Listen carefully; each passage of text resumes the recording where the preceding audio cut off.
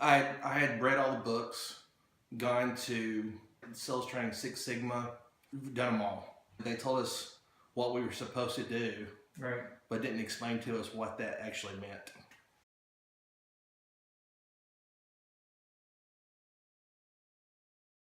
You're selling well if you are on the same side of the table as the person you're selling to. Yes, I forgot about that one. Or you need to bring your chair around. Yeah, or you need to listen more. Right. Or everything's listening, right? Right. It was the worst sales call of my life, and I got to the point where he was telling me he believed everything that I said. We knew each other on a personal level, right. but he still wasn't showing up, writing any of my product, and I didn't know where else to go with him. And I said, "I thought that you liked me. Why are you not doing this?" Well, it was an impasse. I had done everything that I was told that I was supposed to do. How much time did you spend with that guy? Do you know? I'd spent 4 years and he had not written a thing. You spent chasing the guy 4 years. Yeah. Listening to him. Yeah. Right? I'd been to pool parties at his house. I'd gotten clothes 4 years. Clothes hand-me-downs from his kids. How did you not lose your mind on this and give up? It was almost business as usual. Once you do everything that you're supposed to do, you almost go into robot mode where you're not really accomplishing anything, but you're just doing what you've been instructed to do. But it wasn't necessarily because it was effective. Right. It was because you were told to do it. Right. If you do these things, then this will be the success or the outcome that you have. Okay. So you busted out the good line of, "Hey, I thought we were friends." Yeah. Yeah. Could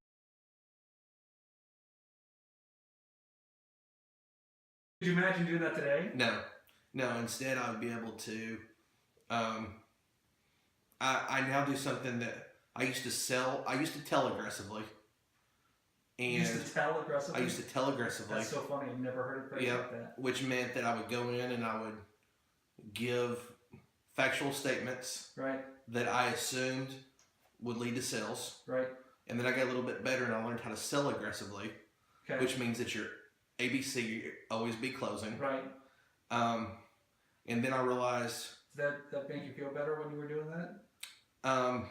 Yeah, but that was when we talked about this. That was when my success fluctuated all over the board because I was looking on to sometimes doing the right thing, but I didn't know why, and I didn't know how to reproduce it. Yeah, I couldn't pinpoint it. Yeah, that's right. Because I didn't know what the process was, and now myself and the whole team do what we call is helping aggressively. Okay. And what that means is we figure out where the process is lacking, figure out what that means to the other person involved, all the stakeholders. Right. We've learned that there's not just one, but there's multiple people involved with any one decision. Right. And each person has not only their own motivations, but their own processes that they go through to get there. So did you become aware of that right after you started using the blueprint, or that took some time to discover? It took some time. I mean, because that's what the blueprint does, is get you to learn. It was almost like the blueprint was a decoder ring for me. Yeah, it is. You about the glassy-eyed looks, the unengaged stares, and the fake smiles, which we've all seen, just like right now, across every meeting, right? Right. So, has the blueprint then changed your ability to notice those looks, know what they mean, and be more effective? Because we're all told it's listening, but is listening the problem? It's not the problem. In fact, it's, I told you earlier into this process, when you told me one of the stories of how you were using the blueprint, that you told someone, I can't remember, I think you said stop right there, or... Right, I interrupted, right? You interrupted, and I said that was courageous. Right. And at the time, you didn't know what that meant. And now, we talk about how everyone sees things different ways. And in my mind, I was never scared to close. Right. I was never scared to get a no. I was never scared to have a hard conversation. Right. But the worst thing about being in sales is when you're not getting the no, right? Right, is when you're getting to an impasse. Right. And to me, the courageous conversation was pulling back the curtain and just taking off the mask of the sales guy, having him take off the mask of the physician and say, okay, let's talk about what's really going on here. So you will interrupt. You will approach to get the breakthrough now. Not only that, but the doctors appreciate it. I had doctors tell me, when a rep walks through the door, we all know why he's here, but you're the only one who actually tells me why you're here. What does that sound like? It's, I think it's refreshing for the doctors. It's funny because I used to have about a third of my doctors that when they saw, about a third of my doctors when they see any rep, They're turn the other way and run down the hall. They're hoping you didn't see them seeing you. Right. Okay. There are about a third of my doctors before would talk to me, but they would just kind of nod politely. Okay. And I would have conversations with about a third of them. And now that I use the blueprint, I guess the catchphrase is you can meet them where they are, Right. but you're able to break down the process, and every conversation is a productive one, no matter if it's a baby step from starting over, Right. or you're to the next step of getting them to prescribe the medicine that's best for their patients. Does it feel like you're really making a difference now? It does, and that's what I was going to say is now, in every case, when I see a doctor, either when they see me in the hall, before the conversation's over, I get a sigh of relief. And that sigh of relief is, thank you. Thank you for understanding what I'm going through. Thank you for trying to be a part of the solution. Thank you for not trying to talk to me today because I'm too busy. Tell me the story about that one, because you've told it to me before and I love it, which is the one where you're like, I walked in, I'm using the blueprint, you now know, before you can start, to look and see what's going on in the world. Yeah. So I was talking to a doctor, and I was about 30 seconds into the conversation. This is a doctor that I very rarely got to see, and someone that I really needed to talk to. And I was talking to him about 30 seconds into the conversation. I stopped and said, "But you don't care right now, do you?" Because you can see it, right? I can see it. And he laughed and said, "I do care, but I'm just, there's," his actual quote was, "I'm ass deep in alligators right now." So I asked him when he would not be ass deep in alligators. Right. And he gave me time, and I was able to have a conversation with him. In that time, I had a breakthrough. And that was it. And he loved it. The doctor Yeah. loved it. You noticed? It's funny because it's human nature. I see relief on these guys' faces because someone is finally listening to them. Someone's actually trying to get them.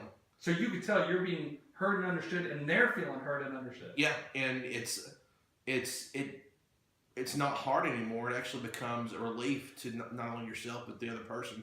Because let's face it, everyone is, unless someone's a psychopath, everyone's trying to help, right? Yeah, we're all trying to do. We just don't know how to do that. It's hard. Yeah. So if you can be the person that leads a person down the path to not only helping themselves but helping their clients, then you become an added value to that person.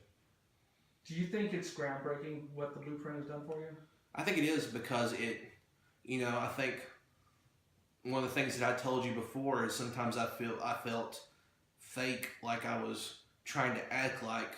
You were just going through the motions. Right. Like I was trying to act like I thought a successful salesperson did. So before, it's fair to say, you were basically doing what you're supposed to do, and a lot of it was guessing. A lot of it was guessing, and a lot of it was just trying to imitate what good looks like. Right. And I was able to break that down for myself through the blueprint and figure out on a case-by-case basis what that actually looked like. Right. This is what works. This is what doesn't. So stop doing that. Right.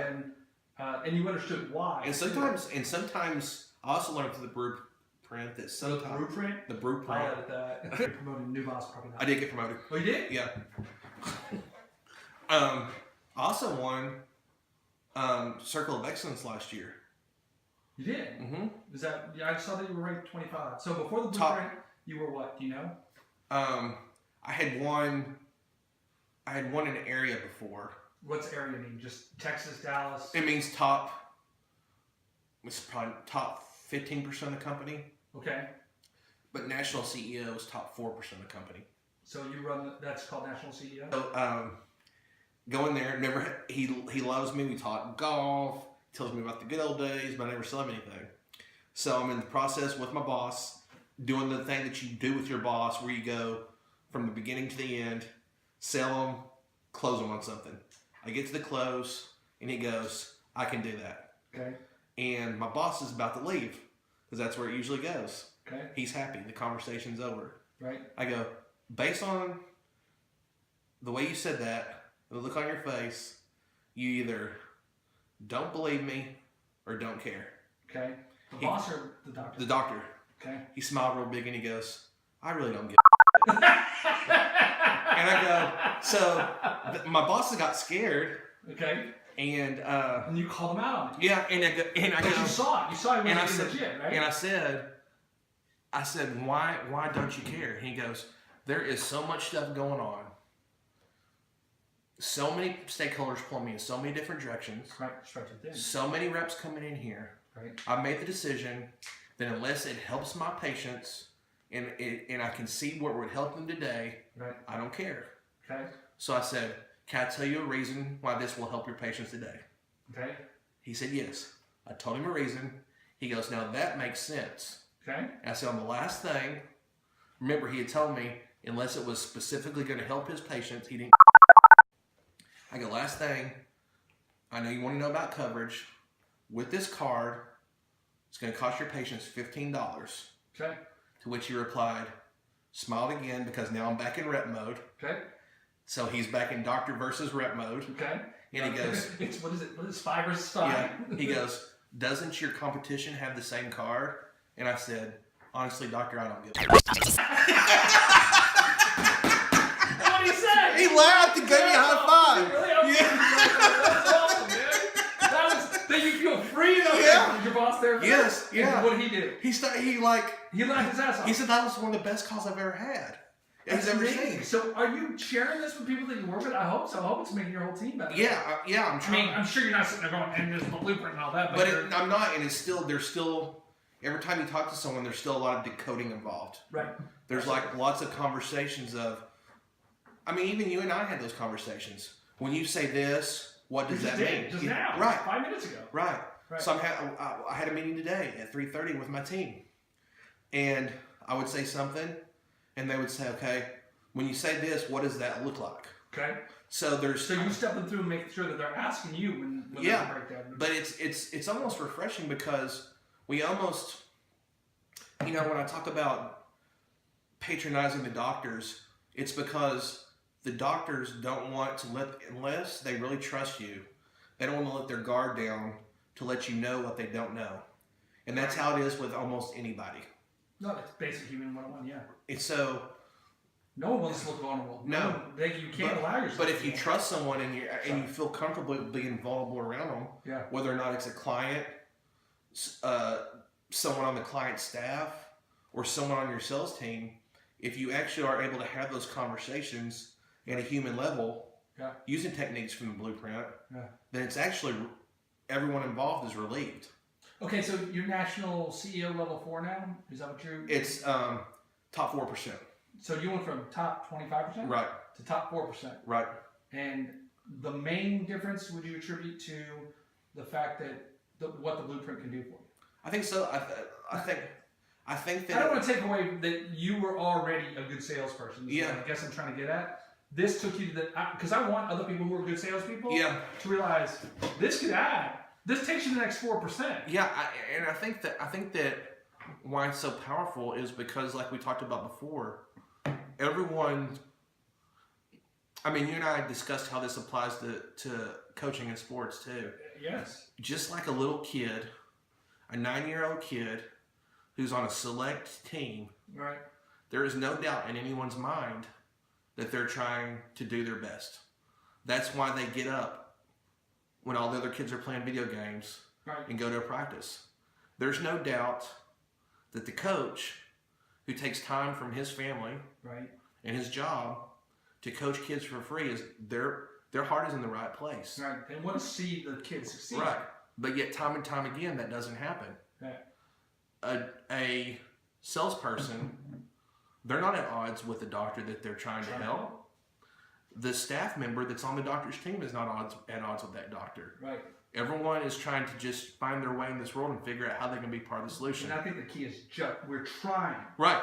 We don't always know how. Right. So, but we're all trying. So going back to how the blueprint is a decoder, the blueprint just doesn't put that on a reels. The blueprint. The blueprint doesn't just tell you to try. Right. It decodes what try means in real time. Too, right. Right. So, do you ever walk out of a meeting when you didn't close business, right, and say the reason why you didn't get that business was because they weren't listening? No. Never. No. Since being introduced to the blueprint, I now never leave a sales call thinking that I didn't close business because the other person wasn't listening. In fact, I never leave a sales call unsuccessful because I always find another piece of information that helps me understand what that person is thinking or what that person is going through that's going to help move the process down the road and be a part of the solution. So let me ask you one last question. I'll let you go because I know you got to go. On my website, it says, like the main thing when you pull up, I'll show you in a second. It says we provide coaching for sales professionals, or it says coaching for sales professionals that empowers them to close 95% of their qualified 95% of their qualified leads. Do you think that's a true statement? Yes.